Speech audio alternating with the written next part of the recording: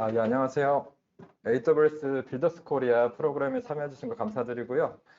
지금부터 네, 잠시만요. 네.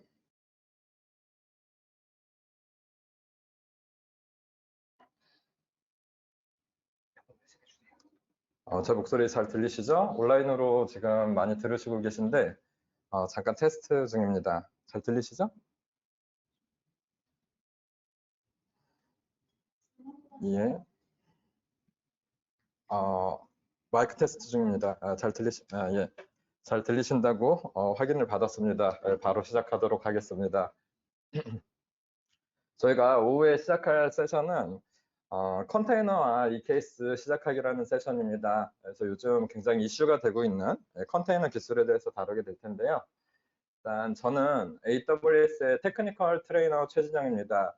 그래서 AWS 수업 들어보셨으면은 이 테크니컬 트레이너들이 여러분들한테 앞에서 강의하고 계신 분들이 테크니컬 트레이너고요.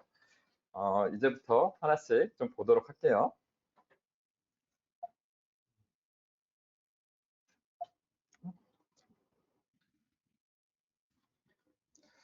지금 온라인에도 계신데 온라인 수업 들으시는 분들은 강연 중 질문하실 때 고투 웨비나에 보면은 AWS 스탭들 아이디가 보이실 겁니다. 그분들한테 질문 주시면은 답변을 드리도록 할 겁니다. 그리고 지금 오프라인으로 대면으로 와 계신 분들은 손 들고 질문해 주셔도 되고요. 저 뒤쪽에 제일 뒤쪽에 AWS 스탭들이세요. 그래서 저 뒤쪽에다 여쭤보시면 됩니다. 그래서 하나씩 좀 보도록 하죠. 저희가 이론을 하고 또 그리고 실습도 같이 하게 될 겁니다. 그래서 일단 이론은 한 3, 40분 정도 하게 될 텐데 제일 기본적인 것들에 대해서 다루게 될 거고요. 컨테이너를 왜 사용하는지, 그리고 ECR은 또 무엇인지, 그리고 EKS랑 ECS를 왜 사용하는지, 그리고 파게이트라는 서버리스 서비스가 있는데 도대체 이거는 뭔지 좀 기본적인 좀 내용들에 대해서 다루게 될 거고요. 한 3시간 정도는 실습, 이것들을 사용하는 실습에 대해서 여러분들이 같이 해보시게 될 겁니다. 그래서 실제 이론 부분에서 좀 이해가 안 되시는 부분들이 있으면은 실습으로 하나씩 하시면서 이해가 되실 겁니다. 그래서 이거 바로 들어가 보도록 할게요. 우리가 컨테이너라는 거는 일단 현실에서 굉장히 많이 쓰이고 있고, 그리고 이게 IT에 접목되기 전에는 이 컨테이너라는 용어가 이 배에서 뭐 이렇게 우리가 물건을 씌워서 어딘가 보낼 때 사용하던 용어로 쓰였었죠. 그래서 배에다 물건을 실을 때 보면은 물건이 규격이 다 제각각이잖아요. 다 자기만의 그 형태들이 있으니까요. 그래서 실기가 쉽지가 않았습니다. 그 전에는. 그러다가 이제 표준화되기 이전의 상태고, 그리고 일단 컨테이너라는 게 개발이 되고 나서 이게 좀 이렇게 운송하기 편하게 표준화된 컨테이너를 만들게 됐고요. 그래서 이런 컨테이너 안에다가 짐들을 싣고 포장을 한 다음에 이거를 그대로 이렇게 운송할 때 사용하는 그런 단위로 쓰고 있다고 보시면 됩니다. 이제 제가 간단하게 그림으로 봤지만 우리가 일단 어디 이렇게 뭐 실제로는 이런 식으로 사용을 하고 있죠. 바로 필요하면은 배에 실을 때도 그냥 기계로 실었다가 바로 트럭에다가 올리게 되면은 그대로 이렇게 배송이 되기 때문에 굉장히 좀 편한 것들이 많았습니다. 그래서 이런 것들이 많은 운송할 때 엄청난 비용의 절감을 가지고 왔고요. 그래서 컨테이너 기술은 이런 장점이 있는데 이거를 그대로 우리가 IT에다 적용을 해보면은 뭐 이렇습니다. 우리가 어쨌거나 이 컨테이너는 뭔가 이렇게 이미지라는 걸 만들게 되는데 그 이미지를 만들 때 이렇게 여러분들이 만드신 애플리케이션이나 코드들 그리고 종속성 그러니까 라이브러리들 뭐 이런 것들을 포함해서 하나의 패키지를 합니다. 그냥 컨테이너랑 똑같은 거예요. 그래서 하나의 패키징이 이루어지게 되고 이거를 실제 이미지라고 얘기를 해요. 그래서 이렇게 만든 다음에 이거를 어디서든지 이 컨테이너를 실행할 수 있는 환경만 있으면은 어디서든지 배포를 해서 사용할 수 있게 되게 해주는 기술이고요. 그래서 컨테이너의 장점들이 몇 개 있는데 보면은 이거보다 실제 훨씬 많은데 간단하게 몇 개만 이렇게 써놨습니다. 그래서 한번 만들어 놓고 여러 군데에서 반복적으로 가져가서 사용할 수 있고요. 그리고 독립적인 환경, 이들만의 격리된 환경을 쓸 수 있다는 거고요. 그리고 가상 머신보다 일단 이게 배포하는 속도가 훨씬 빠릅니다. 여러분들이 지금 AWS에서 EC2 인스턴스를 만들어 보시면은 3분에서 5분 정도의 시간이 보통 걸리죠. 예, 근데 컨테이너 배포할 때는 그 용량마다 좀 다르긴 한데 몇 초면은 거의 다 배포가 될 겁니다. 그만큼 빠르게 배포할 수 있고 빠르게 중단할 수 있습니다. 그리고 이동성이 굉장히 간편해집니다. 아까 말씀드렸던 것처럼 이게 패키지화 되어 있기 때문에 이동성도 굉장히 편하고요. 그리고 그 이동성을 좀 편하게 하기 위해서 우리가 그 레포지토리라는 걸 사용하는데 이건 뒷부분에서 제가 다시 설명을 드리도록 할 겁니다.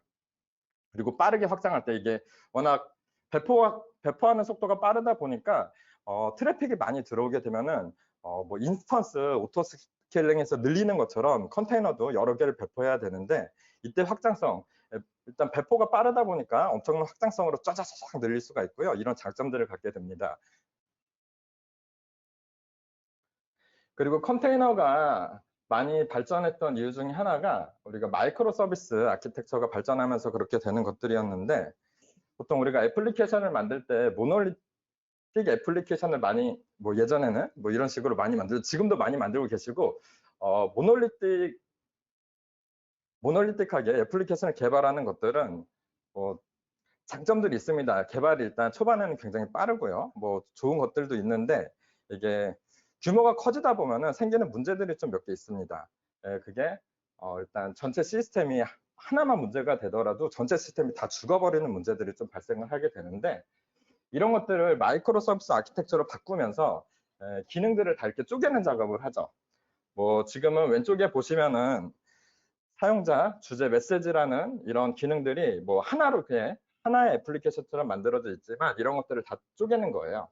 그래서 각각의 컨테이너 단위로 만들어서 이들을 사용하게 되면은 그러니까 사용자 기능에 문제가 생겼으면은 얘만 죽으면 되는 겁니다.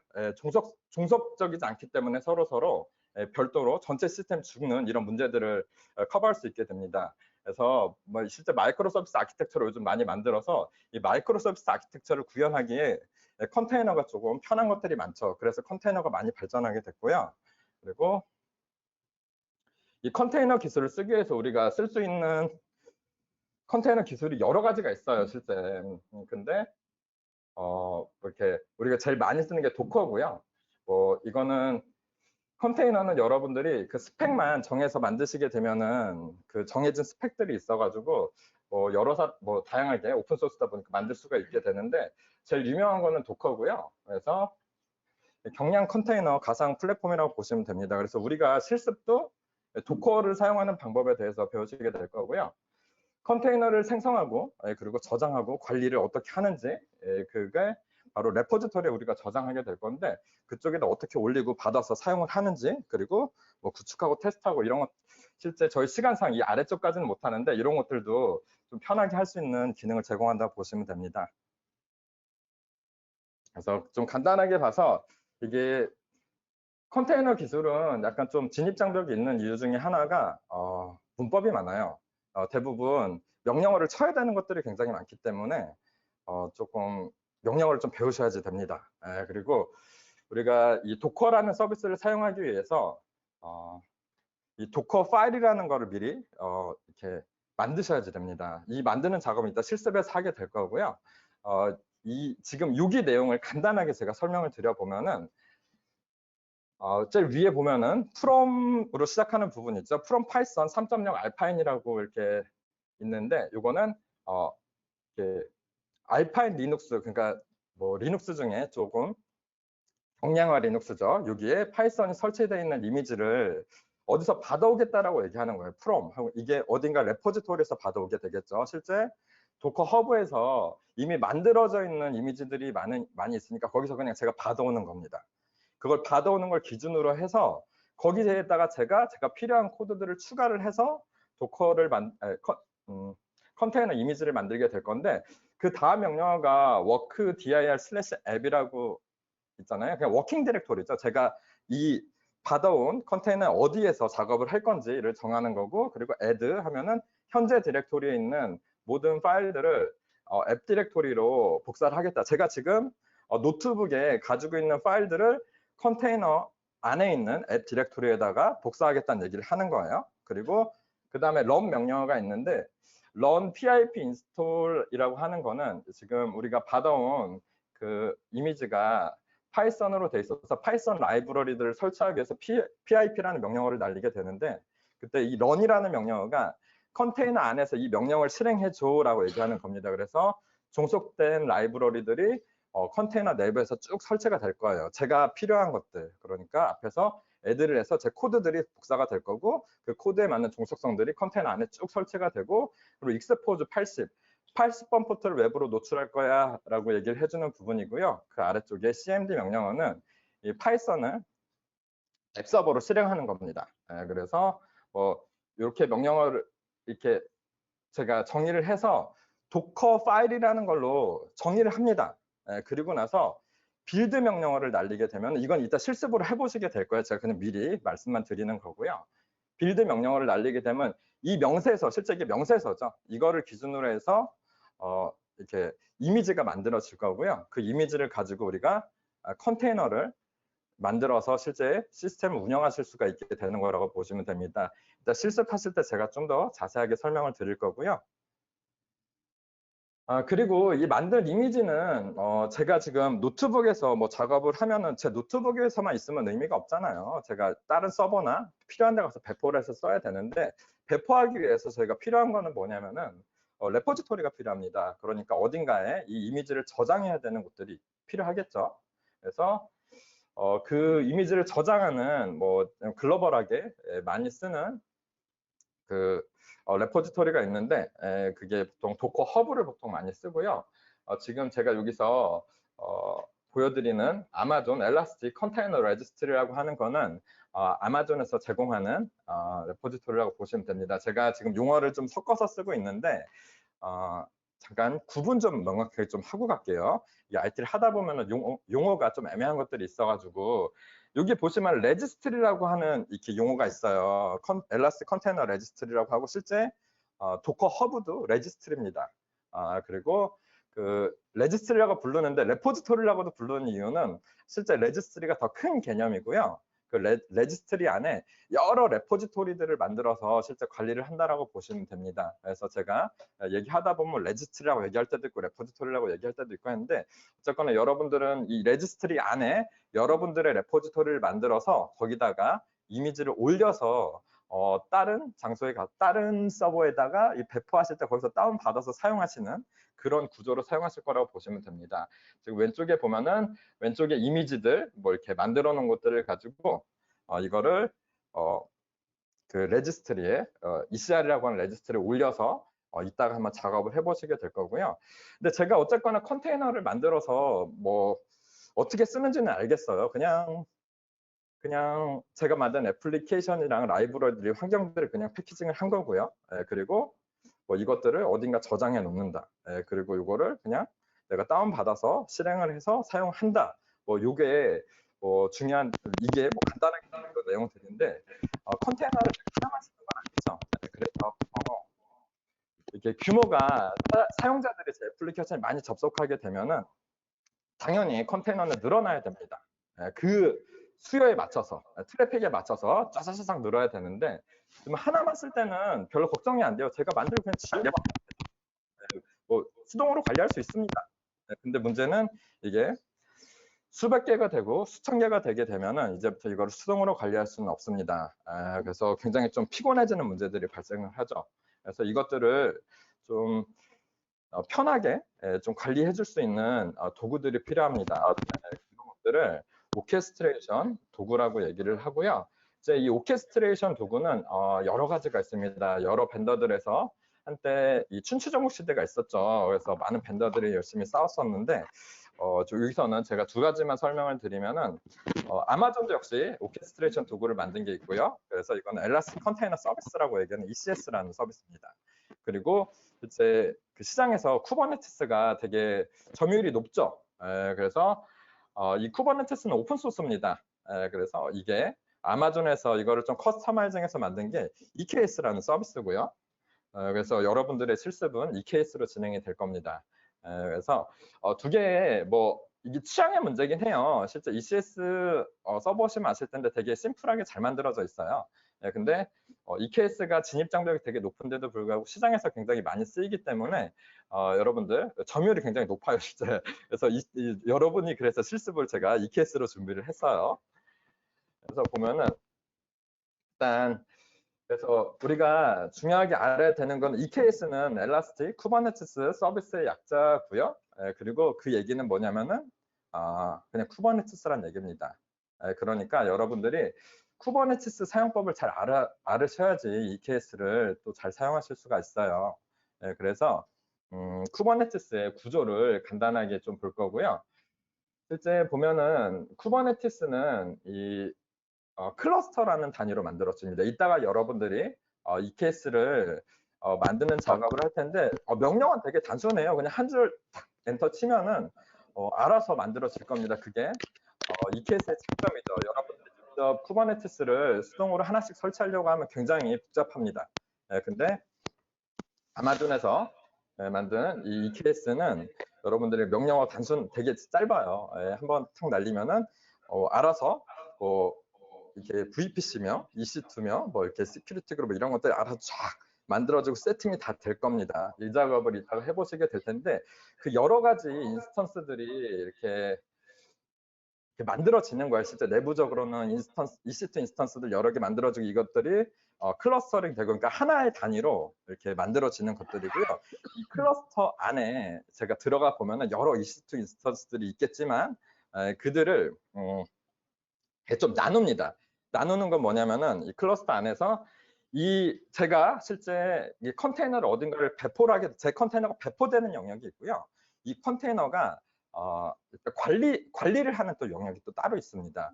그러니까 여기 보시면은 왼쪽에는 컨트롤 플레인이 있고 오른쪽에는 데이터 플레인이 있잖아요. 그러니까 왼쪽에 컨트롤 플레인이 제가 컨테이너를 어떻게 배포할지 이런 것들에 대한 명령어를 이렇게 날리게 되면은 컨트롤 플레인 일단 받아요. 그 명령어를 제가 어떻게 해달라고 제 얘기를 하는 거니까요. 그거를 받은 다음에 컨트롤 플레인은 명령을 받았으니까 이거를 데이터 플레인에다가 어떻게 배포를 할지 정하는 거죠. 이렇게 어느 EC2 인스턴스에 배포할지 뭐 이렇게 보는 것들인데 이제 이게 용어들이 뭐 조금 이 쿠버네티스에 오면은 실제 여기 보시는 것들이 하나하나의 컴퓨터가 있잖아요. 이게 뭐 EC2 인스턴스라고 이렇게 간단하게 보면은 이게 그 쿠버네티스 안에서는 얘네들을 노드라고 칭합니다. 노드라고 얘기를 하고요. 그래서 컨트롤 플레인도 노드가 필요하고요. 이거를 실제 예전에는 이 마스터 노드 막 이렇게 불렀는데 지금은 이게 마스터란 용어를 이렇게 인종차별적이라서 쓰지 말라고 해서 이렇게 부르진 않고요. 그냥 컨트롤 플레인이라고 얘기를 하죠. 그래서 보통 이런 식으로 여러 개의 그 컴퓨터 파워들을 이렇게 배포를 해서 그 위에다가 쿠버네티스가 설치된다라고 보시면 됩니다. 그래서 이 케이스는 이런 설치를 자동화 해주는 것들이고요. 배포를 하고 나서 일단 컨트롤 플레인에 제가 명령을 내리면 컨트롤 플레인은 그 명령에 따라서 데이터 플레인에 제가 원하는 컨테이너들을 몇 개를 배포할지 어떻게 배포할지 이런 작업들을 한다라고 보시면 됩니다. 그래서 이따가 한번 배포해 보시면은 잘 보실 수 있을 텐데 이게 보면 이게 앞에서 지금 쿠버네티스 클러스터잖아요. 쿠버네티스는 직접 여러분이 설치하셔서 하셔야지 돼요. 이렇게. 근데 여러분 EKS를 쓰시게 되면은 EKS는 좀 많은 장점들이 있죠. 그 많은 장점 중에 하나가 자동화가 좀 많이 돼 있어가지고 이제 컨트롤 플레인을 여러분이 직접 만드시게 되면은 굉장히 피곤합니다. 왜냐면은 관리를 해야 되거든요. 그러니까 EC2 인스턴스, 그러니까 다시 말씀드려서 노드라는 것들이 여러 개 만들어지게 되면은 앞에서 보통 기본적으로 컨트롤 플레인을 직접 설치하시게 되면은 3개의 노드를 쓰게 됩니다. 고가용성 때문에. 그러니까 하나가 장애가 나면은 다른 2개로 버텨야 되기 때문에 설치하실 때 보통 기본적으로 3개 이상을 보통 3개를 가지고 쓰죠. 하나에다 설치하실 수는 있어요. 근데 실무로 운영을 하시게 되면 하나 설치하면 안 되잖아요. 장애가 날 수도 있으니까 이렇게 병렬로 만들어 놓고 이거를 고가용성을 뭐 세팅하고 이런 작업도 되게 귀찮거든요. 관리하는데 데이터베이스도 주기적으로 백업하고 복구하고 이런 작업도 해야 될 일이 좀 많습니다. 관리하는 작업들. 그런데 여러분들이 이 케이스를 사용하시게 되면은 일단 컨트롤 플레인을 관리하는 부분들은 여러분들이 안 하셔도 됩니다. 예, 실제 컨트롤 플랜은 여러분이 접근하실 수도 없고요. 예, 어딘가에 만들어질 겁니다. AWS 내부 어딘가에 만들어질 거고요. 이거는 AWS가 자동으로 관리를 해줄 겁니다. 예, 그래서 여러분들의 그 귀찮은 관리의 영역들을 많이 시간을 아껴주실 거예요. 그래서 여러분들 EKS의 큰 장점 중에 하나죠. 근데 어쨌거나 이거 컨트롤 플레인 뭐 자동화 되는 건 좋아요. 뭐 EKS의 장점인 건 알겠습니다. 이 데이터 플레인 부분은 보시면 여기 EC2 인스턴스 아이콘들이 3개 있죠. 지금 3개의 EC2 인스턴스들의 이 데이터 플레인으로 이렇게 클러스터링 전체가 이렇게 묶여 있는 상태고요. 제가 뭐 어쨌거나 컨테이너를 배포하게 되면은 이 뭐 EC2 인스턴스 다시 말씀드려서 요 쿠버네티스 내에서 쓰는 용어는 워커 노드, 영어로는 워커 노드라고 얘기를 하고요. 여기선 지금 다 번역을 했기 때문에 그냥 워커 노드, 그냥 작업자 노드라고 칭하겠습니다. 그냥 EC2 인스턴스예요. 쿠버네티스 내에서 쓰는 용어가 워커 노드인 거고요. 그래서 이 세 개의 작업자 노드 어디다가 배포할지 뭐 이런 것들을 컨트롤 플레인에서 이렇게 그 일정 알고리즘에 맞춰서 정해서 여러분들의 컨테이너를 여기다 배포해서 쓰는 것들인데, 이제 이 노드라는 게 있다는 거는 다시 말씀드려서 EC2 인스턴스가 만들어졌다는 거는 EC2 인스턴스는 관리의 대상입니다. 여러분들이 관리를 하셔야 되는 것들이에요. 그러니까 뭐 자동으로 뭐 오토 스케일링 걸려 있고 뭐 이런 것도 뭐 있어요. 잘 돼 있는데 그래도 트래픽이 어떻게 오늘 이렇게 되게 불규칙하게 오는 트래픽들은 여러분들이 뭐 이벤트를 걸거나 뭐 이러면 미리 쫙 만들어 놓고 해야 되는 것들은 있습니다. 어쨌거나 완벽하게 오토 스케일링을 끝날 수는 없어서 여러분들이 어쨌거나 관리는 하셔야 돼요. 근데 이런 것도 실제 관리하기가 좀 귀찮죠. 예, 그러면은 이것도 작업자 노드도 완전 관리용으로 사용하실 수가 있습니다. 예, 그게 AWS 파게이트라는 거고요. 이게 서버레스고요. 서버레스는 여러분들이 관리를 하실 필요 없는 서비스들을 얘기하는 거죠. 그래서 뭐 노드를 그러니까 EC2 인스턴스를 만들지 않고 제가 컨테이너를 이제 파게이트라는 곳에 그냥 배포를 해버리게 되면은 파게이트는 알아서 배포하고 관리를 해줄 겁니다. 그래서 여러분들이 실제 관리할 필요가 없어져서 되게 편한 것들이 많으시죠. 완전하게 뭐 EKS 컨트롤 플레인도 뭐 어쨌거나 컨트롤 플레인도 EKS에서 관리해주고 뭐 데이터 플레인도 AWS에서 다 관리를 해준다고 하면 여러분들이 하시는 일이 거의 없어지는 거나 다름없죠. 예, 근데 진짜 파게이트 좋아요. 좋고 한데 이게 모든 거를 다 커버할 수는 없습니다. 그러니까 이게 약간 제한 사항이 몇 개가 있어서 쿠버네티스에 쓸 수 있는 기능들을 못 쓰는 것들이 몇 개가 있어요. 예, 그래서 이 구조상 그런 것들이 있는데 이런 것들 때문에 이제 파게이트만을 풀리 여러분들이 사용하실 수는 없고, 보통 실무에서 보시면은 파게이트랑 이 작업자 노드들을 같이 만들어서 같이 있습니다. 예, 좀 편하게 관리할 것들은 파게이트 배포가 되는 것들은 파게이트 배포하고 노드에다가 작업자 노드에다 배포해야 되는 것들은 작업자 노드에다 배포하면서 두 개를 보통 같이 쓰신다고 보면 돼요. 그래서 이런 구조로 보시게 될 거고요. 그래서 파게이트는 뭐 알아서 완전 관리형이기 때문에 그냥 다 뭐 해줄 거니까 우리가 신경 안 써도 되고 빠르고 간편합니다. 그리고 최적화 뭐 알아서 해줄 겁니다. 신경 안 쓰셔도 되고요.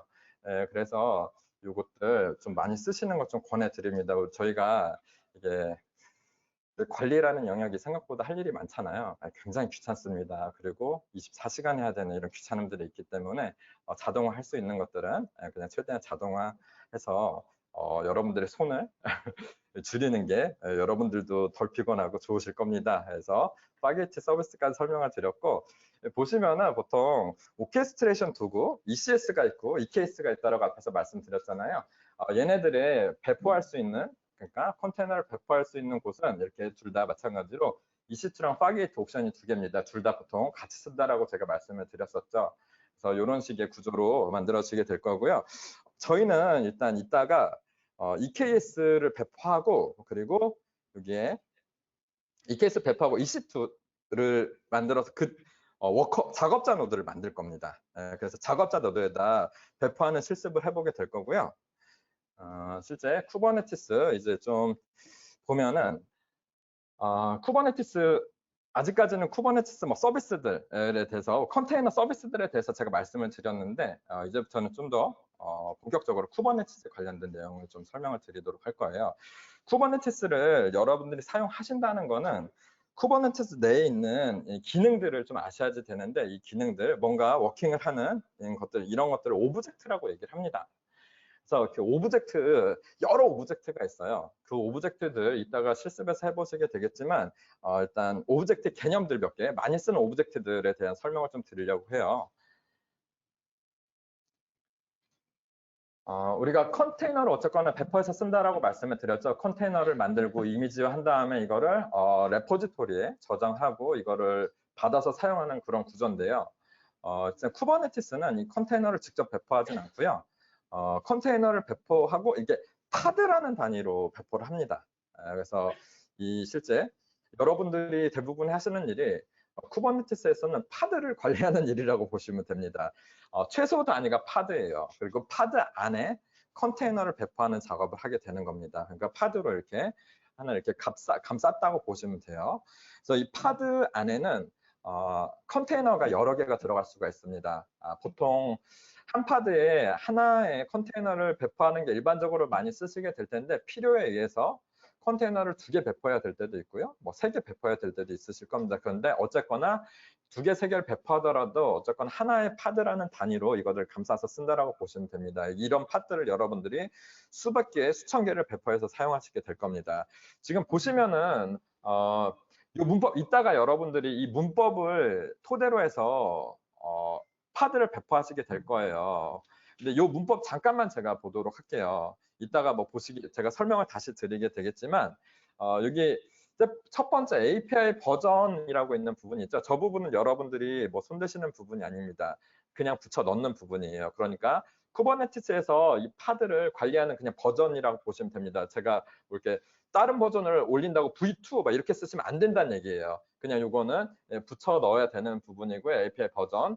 요거는 신경 안 쓰셔도 되고 그냥 붙여놓고 그 다음에 kind라고 나온 부분이 있죠. 여기 pat이라고 나와 있는데 보통 쿠버네티스는 야물 문법을 좀 많이 써요. 그래서 야물은 들여쓰기 문법이잖아요. 근데 이것들도 지금 대소문자를 가리기 때문에 여기 보시면은 파드에 P자 대문자로 하셔야 되고 kind 콜론하고 띄어쓰기 하고 팟이라고 했잖아요. 띄어쓰기 안 하시면 또 오류가 납니다. 만드실 때 이런 것들 좀 주의해서 하셔야 됩니다. 직접 이렇게 쳐서 하면은 좀 오류가 처음에는 좀 많이 날 텐데 여러분들은 제가 만드신 코드 그대로 붙여 넣으셔서 해서 크게 문제는 안 됐을 겁니다. 근데 그래도 이런 것들은 나중에 직접 만드실 일이 있으니까 일단 참고하시고요. 그 아래 kind 제가 kind는 팟 그러니까 뭐 오브젝트 이름을 넣는 거예요. 오브젝트 뭘 만들겠다라고 얘기하는 거고요. 그래서 팟을 만들 거야. 그리고 메타데이터는 이 팟을 만들 때 사용할 데이터의 데이터죠. 메타데이터가. 그래서 이 팟의 이름은 팟 이그젠플이라고 할 거야라고 지금 제가 넣어준 거고요. 그냥 팟을 만들 때 이 팟의 이름이 이게 되나 봐요. 팟 이그젠플. 그다음 스펙이 있는데 실제 스펙들이 중요한 부분이죠. 이 스펙에서는 어떤 컨테이너를 사용해서 이 팟을 만들지에 대한 얘기입니다. 그러니까 이 팟이 만들어지면서 어떤 컨테이너를 받아서 이 팟 안에다 실행할 건지 이것들을 정의하는 부분이고요. 실제 이게 이렇게 만드는 걸 매니페스트 파일이라고 얘기를 하는데 내용이 진짜 엄청 길어 이렇게 쓰다 보면 엄청 길어지거든요. 제가 그래서 제일 기본만 이렇게 가져온 거예요. 제일 기본 중에 여기 스펙 부분에 보면은 컨테이너스라고 있죠. 복수입니다. 컨테이너를 여러 개 만들 수 있다는 얘기입니다. 이 파드 안에. 지금은 제가 이 컨테이너 이름을 우분투라고 할 거고요. 위에 이름은 마음대로 쓰셔도 돼요. 네임하고 우분투라고 하는 거는 근데 그 아래 이미지는 여러분들이 뭐 도커 허브나 뭐 여러분들의 레지스트리에 제공하고 있는 그 이미지 이름이 있거든요. 그거를 여기다가 붙여 넣으셔야 됩니다. 정확하게 이름을 넣으셔야지 이거를 여러분이 온라인을 통해서 그러니까 인터넷을 통해서 다운 받아가지고 이 컨테이너를 실행하게 될 거고 이것을 팟으로 이렇게 쌓을 겁니다.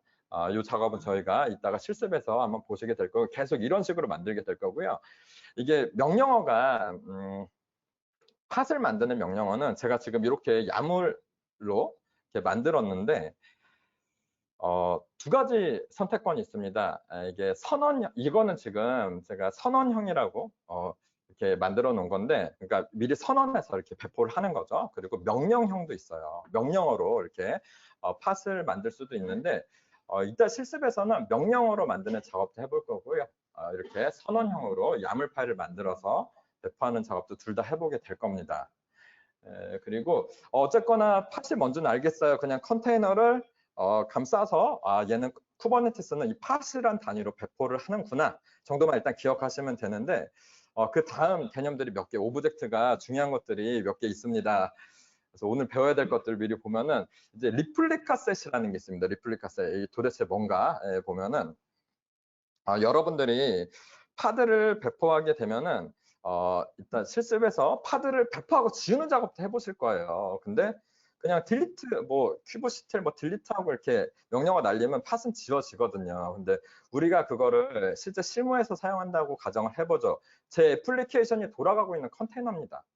제 애플리케이션이 돌아가고 있어요. 근데 그냥 제가 명령어를 실수로 딜리트해서 그게 지워져 버리면은 그거는 그냥 장애인 거예요. 하나의 컨테이너, 하나의 팟이 돌아가고 있다라고 하면은 장애죠. 근데 제가 원하는 거는 그런 게 아니고요. 그리고 저는 팟을 몇 개씩 배포를 하게 될 겁니다. 몇 개, 몇십 개, 몇백 개, 뭐 이런 식으로 배포를 하게 될 텐데, 얘네들이 팟 하나하나가 만약에 장애가 나더라도 다시 이렇게 지어지고 뭐 장애가 나서 얘를 그러니까 지어지고 다시 배포되고 이런 개수를 유지하고 싶어요. 저는 일정한 개수 팟을 여러 개 배포하지만 일정하게 유지하고 싶다. 이런 것들을 해주는 오브젝트가 있고요.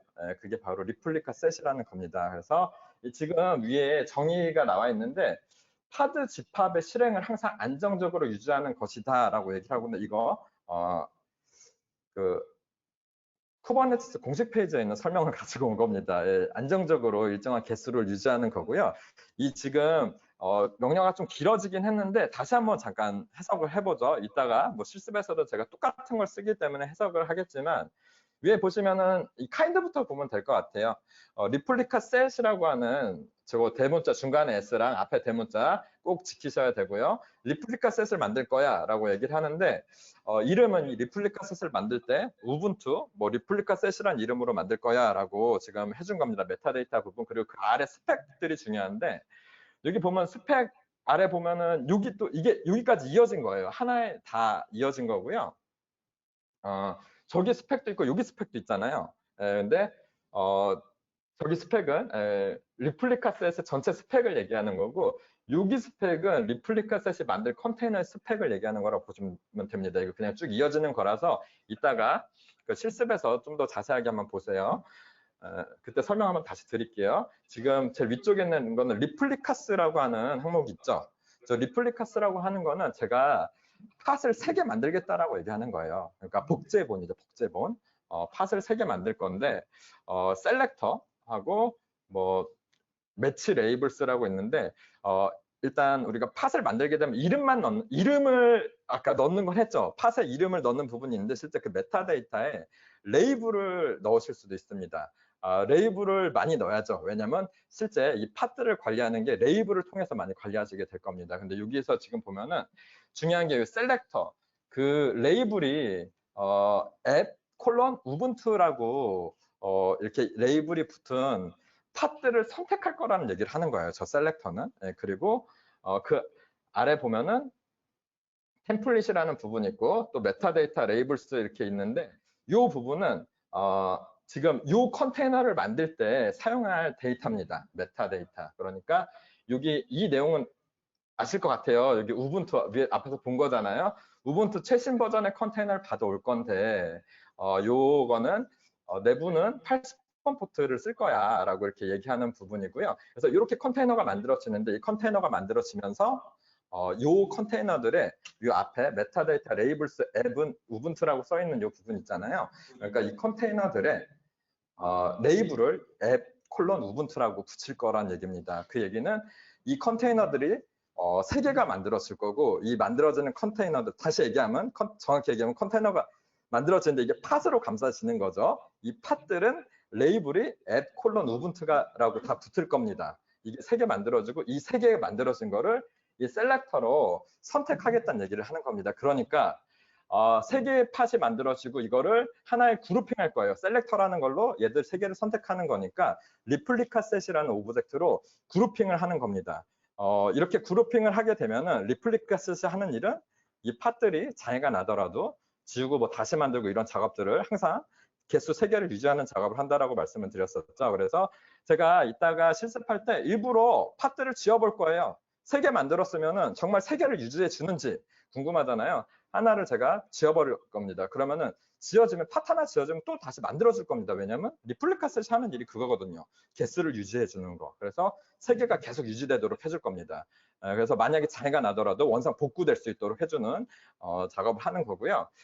리플리카 셋까지 배웠는데 실제 여러분이 여기서 그러니까 앞에서 팟 만드는 그 매니페스트 파일이 있었지만 이렇게 여러분들이 이렇게 하게 되면 알아서 리플리카 셋이 알아서 팟을 만들어 줄 겁니다. 3개.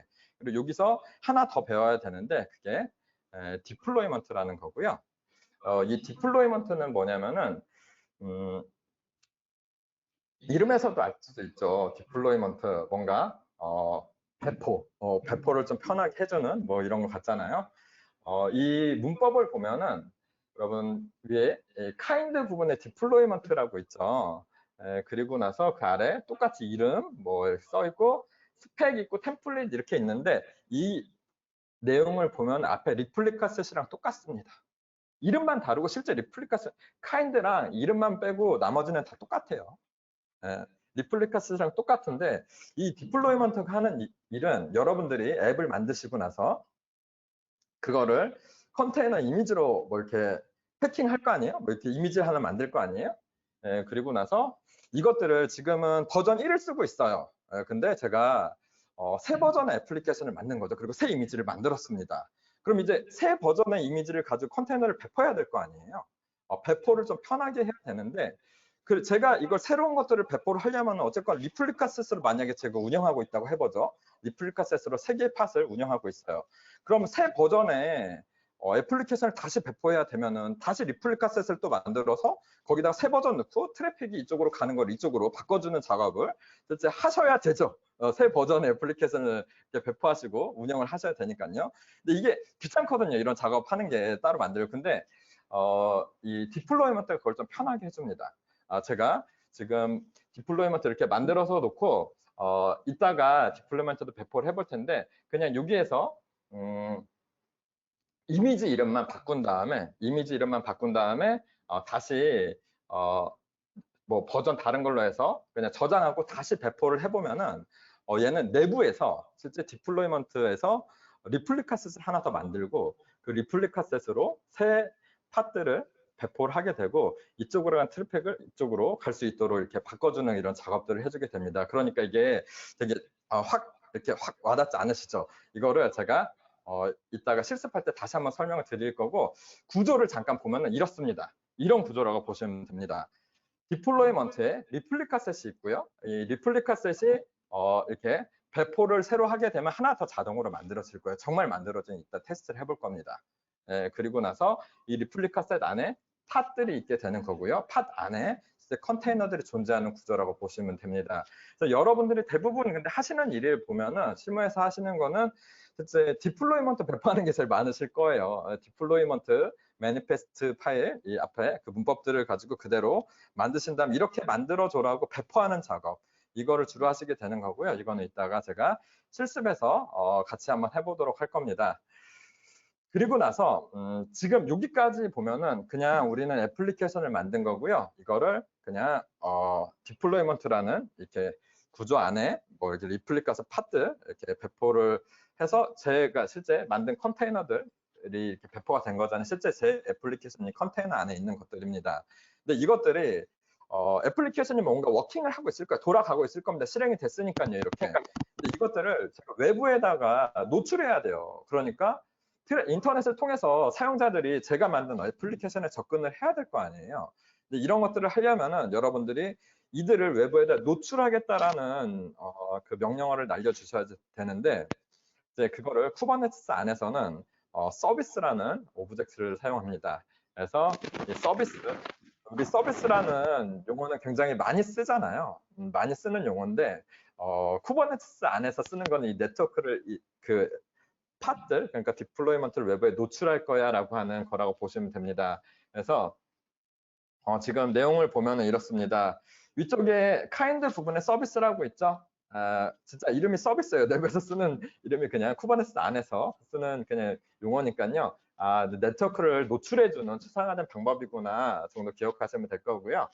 그리고 이름은 뭐 당연히 써주고요. 그다음 스펙들이 있는데 스펙은 뭘로 할 거냐면은 뭐 이렇게 이거는 로드 밸런서를 만들 거야. 그러니까 타입을 로드 밸런서라고 하게 되면은 일단 로드 밸런서라는 게 우리가 EKS를 쓸 거니까 클래식 로드 밸런서라는 게 이렇게 하면 알아서 만들어질 거고요. 이제 그 로드 밸런서로 사용자들을 접근하게 될 거고, 그 로드 밸런서는 받는 트래픽들을 팟에게 전달을 해줄 건데 어떤 팟에게 전달을 해줘야 될지는 알려줘야 될 거 아니에요. 그러니까 우리가 만든 애플리케이션들이 뭐 애플리케이션 팟들이 이렇게 돌아가고 있겠죠. 근데 어떤 팟들이 뭐 수백 개 수천 개가 있을 텐데 그 어떤 팟에다가 들어오는 트래픽을 전달해 줄 건지를 제가 정해야 돼요. 그게 여기서도 똑같이 아래 셀렉터라는 부분이 있죠. 셀렉터 레이블이 앱 콜론 우분투라고 이런 레이블이 붙어 있는 팟들에게 트래픽을 전달해 줄 거야라고 얘기하는 부분입니다. 그래서 여러분들이 이제 쿠버네티스 운영하면서 셀렉터랑 레이블이라는 개념이 굉장히 중요합니다. 왜냐하면 이것들을 여러 팟들을 제가 한꺼번에 선택해야 되거든요. 선택하고 지우고 관리를 해야 되는데 이때 레이블을 굉장히 많이 쓰시게 될 겁니다. 그래서 실습 때도 이따가 레이블 이렇게 어떻게 보는지 어떻게 붙이는지 이런 것들에 대해서도 다시 말씀을 드릴 겁니다. 그리고 중간에 포트라는 부분이 있는데 뭐 TCP 프로토콜을 쓸 거야. 그리고 80번 포트로 받을 거고 받고 그리고 안에 타겟 포트 그러니까 컨테이너 그러니까 정확히 얘기하면 팟한테 몇 번 포트를 이렇게 트래픽을 받으면 어떻게 전달을 해줄 건지를 얘기하는 부분인데 이제 포트가 여러 가지가 있긴 한데 제가 이렇게 정해 놓으면은 실제 컨테이너 안에서는 아까 제가 정의한 컨테이너는 80번 포트를 외부로 노출한다고 얘기했고요. 그래서 이 타겟 포트 실제 팟에서 컨테이너한테 전달해 주는 거라 보시면 되고요. 이거랑 그거는 맞아야 돼요. 컨테이너 포트랑 이거는 맞아야 되고요. 그래서 타겟 포트 80번 해주고 외부에서 또 80번으로 받고 이런 포트 번호는 여러분들이 바꾸실 수가 있습니다. 그 상황상에만 포트만 잘 맞추시면 돼요. 그래서 요거 이따가 한번 로드 밸런서까지 만들어 볼 텐데 요 구조를 다시 그림으로 보면 이렇습니다. 이렇게 디플로이먼트 배포하고 나서 이 서비스라는 걸로 이 팟들을 선택해서 이 그룹핑을 하는 거죠. 셀렉터란 명령어로 이 팟들을 이렇게 선택할 거야라고 얘기하고 저 서비스는 지금 저는 로드 밸런서가 될 겁니다. 그래서 로드 밸런서가 주소가 만들어질 거 아니에요. 그쪽으로 트래픽들이 들어오게 되면은 그 트래픽들을 이 내부에 팟들까지 이렇게 트래픽들 안전하게 전달해주는 작업을 합니다. 실제 제가 되게 이게 레벨 100이라서 중간중간 작업들을 조금 설명은 안 드렸는데 중간에 실제 그냥 로드 밸런서 만들어지고 원래 그 노드도 하나만 이렇게 그렸는데 노드가 원래 여러 개가 있잖아요. 그래서 노드마다 노드 포트라는 게 만들어지고 그리고 그 아래쪽에 클러스터 IP라는 게 만들어져서 실제 클러스터 IP가 이 팟들을 이 그룹핑해서 이들한테 트래픽을 전달해주는 작업이 실제 내부적으로는 이루어져요. 근데 제가 지금 서비스에서 로드 밸런서라고 타입을 로드 밸런서라고 하게 되면은 알아서 만들어질 겁니다. 중간 단계들이. 그래서 그냥 굳이 자세하게 여기다 그리진 않았지만 내부적인 그런 단계들이 있습니다. 그래서 이제 저희가 실습을 할 때 여기까지입니다. 제가 설명을 다 드렸는데 설명이 좀 빠른 분들도 있고 할 텐데 제가 이거는 실습을 하면서 하나하나 날려보면서 같이 확인할 겁니다. 해보시면은 좀 이해가 되실 거라고 생각해요. 직접 그래서 우리는 게임을 하나 배포해 볼 거고요. 게임을 GitHub에서 받아서 GitHub 코드를 받아서 이거를 도커라는 도커 파일을 만들어서 뭐 이렇게 패키징해서 이거를 레지스트리에 저장하고 이거를 어딘가 저장해 놓은 그 레지스트리에서 직접 받아서 쿠버네티스에 배포를 해서 2048 게임이 제대로 워킹하는지까지 보는 게 오늘 전체 실습이라고 보시면 됩니다. 그래서 실습 안내 뭐 이렇게 이거는 실습 시 뭐 일단 계정은 다 만드셨죠, 여러분들? AWS 계정? 네, 안 만드셨으면 쉬는 시간 동안 만들어 주셔야 돼요. 실습 같이 하시려면은. 그리고 실습 다 마무리하시고 나서 중요한 거는 지금 EC2 뭐 AWS 그래도 조금씩은 써 보셨을 텐데 자원은 꼭 삭제하셔야지 됩니다. 이게 저희가 드리는 그 크레딧이 있죠. $50. 이렇게 마지막에 설문조사까지 하시게 되면은 뭐 드리긴 하는데 이거 한 달 뭐 이렇게 잘 못 지우셔가지고 그냥 내비 두시게 되면 다 과금이 되는 거기 때문에 끝날 때 지우는 작업도 같이 할 거예요. 근데 가끔 가다 지우다가 오류 나는 경우 있거든요. 이러면은 모른다고 그냥 가시면 안 돼요. 그거 뭐 여러분들이 돈 내셔야 되는 거예요, 나중에는. 그러니까 확실하게 지우는 작업들 하시고 저랑 끝날 때 같이 한번 지우시죠, 이런 것들은. 그리고 끝날 때 항상 설문조사 꼭 해주셔야지 이게 크레딧이 이게 나중에 여러분들한테 발급이 될 겁니다. 그러니까 이거 잠깐 쉬었다가 이쪽으로 이따 실습을 바로 시작을 해보도록 할게요.